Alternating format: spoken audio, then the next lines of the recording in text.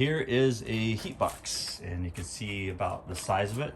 Here's the clip lamp that you'll need with the bulb, and turn the bulb right side up for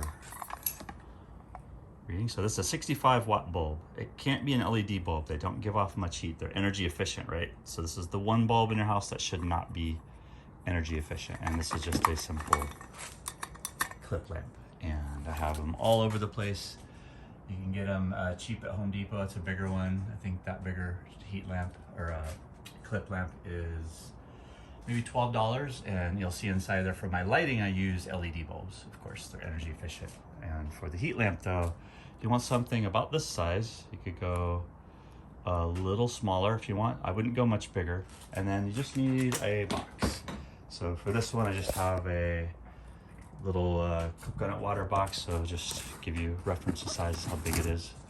And I lined it with foil, and you can use tape, masking tape, duct tape, and I just cut one side off the box.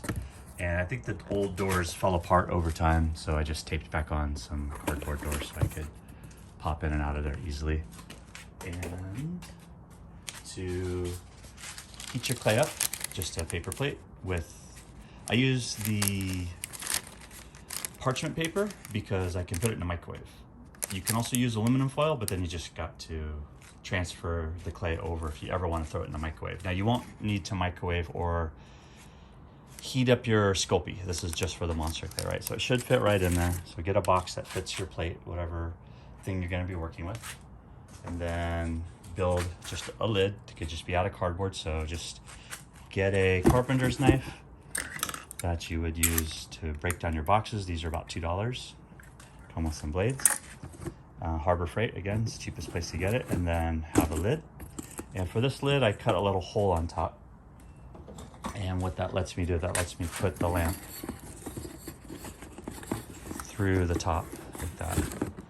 So you're just cutting up some cardboard, you're taping it. And for the doors, I think I had a piece of aluminum foil that I could just fold back and forth, and over time I put the hinges on there. And you see the distance here? This gets really hot.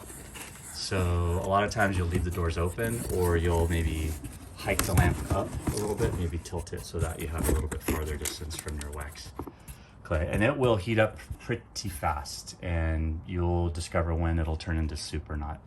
So that is a foiled kind of, I guess you'd call it a wax oven. It's like a little mini oven.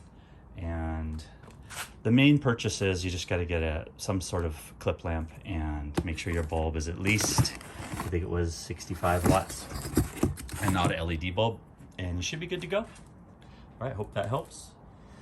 And don't do a big giant box. It gets too big and it won't heat up the space fast enough. And then if you get a little tiny box, a lot of times it'll just turn your wax into soup. So I found that this is a perfect size. This is about a 10-inch by 10-inch box. And if you have a larger box at home, just cut it down to the size you need and just grab some tape and just construct your own box, whatever size that works for your workspace. So almost every wax sculptor has this sitting right next to their tabletop. And I would try and get that done here in the next day or two while you're doing your gesture sculpts. It'll help you with your monster clay.